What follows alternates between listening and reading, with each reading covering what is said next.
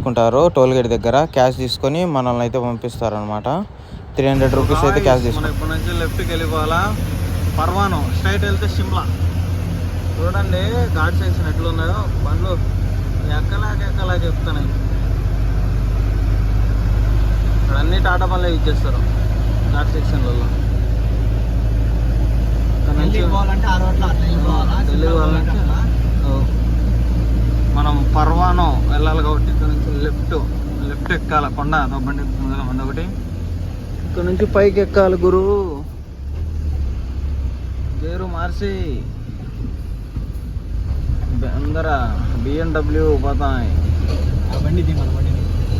ఇంకో పోతాను చూడండి ఒకటి బండి. జింకలు ఉన్నాయి ఇక్కడ.